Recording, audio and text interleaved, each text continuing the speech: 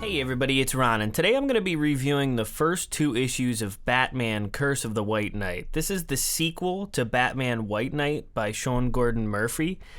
I didn't read that one issue by issue. I waited for the trade and just plowed through it in one night, and it was really good. I've been a fan of Sean Gordon Murphy's art for a while now, and I own pretty much all of his books. Yeah, he's worked on things like Punk Rock Jesus, The Wake, Chrononauts, Tokyo Ghost, the list goes on.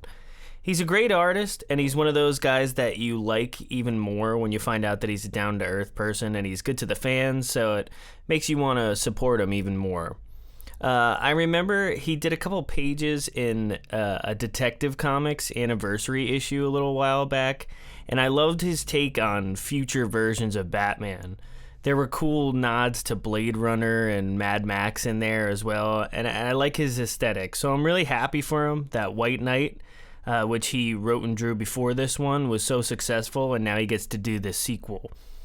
I've read all of Nightfall, and I've only dabbled in his solo series, but I was never the biggest fan of Azrael, so I was surprised when I saw promo art for this, with him as the main antagonist. But good artists like Sean Gordon Murphy can take something you may not have been into previously and somehow make you intrigued with his take on it. So the first issue starts off with a flashback to Arkham Manor in 1685, and we get a little fight scene with an ancestor of the Wayne family as well as an Arkham, who seems to be like a vampire, and he teases that Gotham is cursed before he dies. Pretty cool, ominous intro to set things off before we're thrown into modern times.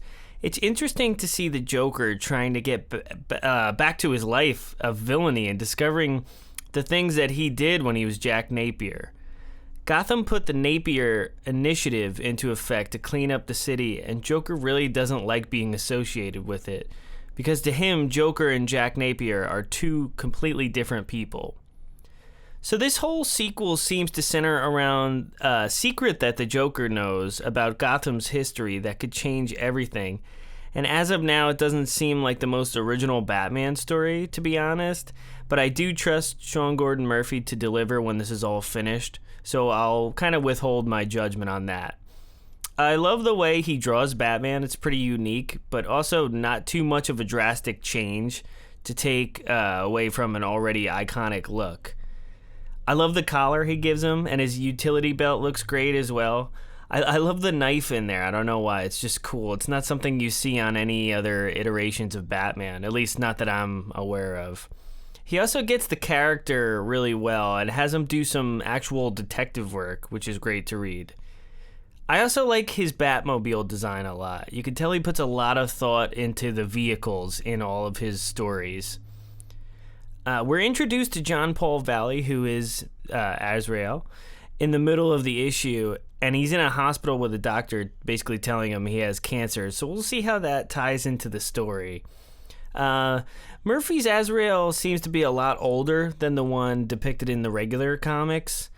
One thing I'll say about the issue is that I wish there wasn't this one line of dialogue about the history of Gotham with Batgirl talking about Laffy Arkham, the vampire, that was so close to the nursery rhyme in the Court of Owls Batman arc, and it just didn't seem really original to do that again here.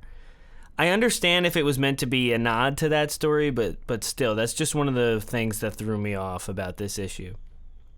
Other than that, I'm still really interested in the mystery of the Waynes and what it means for the present with Batman and Azrael. So at the end of the issue, we get a nice little hook with the Joker visiting Azrael in a church, telling him that he's the rightful heir to Gotham and gives him a flaming sword to kill Bruce Wayne. The Joker says his family has cursed Gotham. So yeah, overall solid issue with great art. Now, issue 2 starts the same as issue 1 with another flashback, and I feel like this is how every issue in this series will start. It'll just slowly unravel this mystery.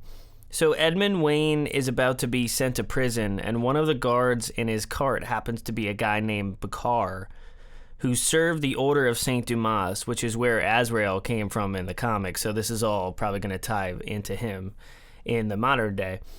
Murphy really seems to love drawing this time period, and I get kind of like a Three Musketeers vibe, and also Castlevania, like he said when he showed some preview art on Twitter. This issue really ramps up the action, and all the pieces fall into place. I like how Azrael has a little team of mercenaries. I'm not sure if Murphy plans on doing a trilogy, but it seems like he's not afraid to kill off characters like he did in the last book with Alfred, or give away secret identities like he does with Barbara Gordon in this issue. And it's nice that he has the freedom to do these things in what he calls the Murphyverse. I admit I have to go back and read White Knight again. It's been about a year, but I forgot about the whole two Harleys thing and how exactly that came about. But we find out that this one is pregnant in this issue.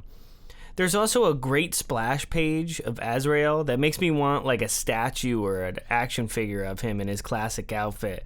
And I love the mixture of his sword with an M16. It's completely useless to have a sword if you're also carrying a gun, but it's just such a fun comic booky type thing, and I love it. Once again, the vehicles he draws are just so cool and detailed. He's one of the few artists where I spend more time looking at the pages instead of rushing through it.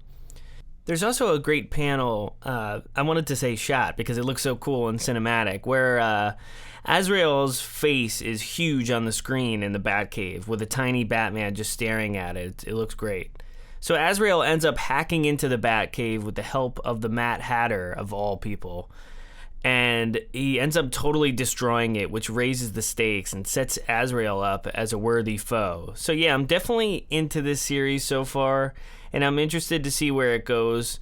Now that I'm caught up with the first two issues, I'll be talking about each issue as they come out, so stay tuned for those. Let me know what you guys think of this series so far, and be sure to like and subscribe if you haven't yet. Thanks for listening.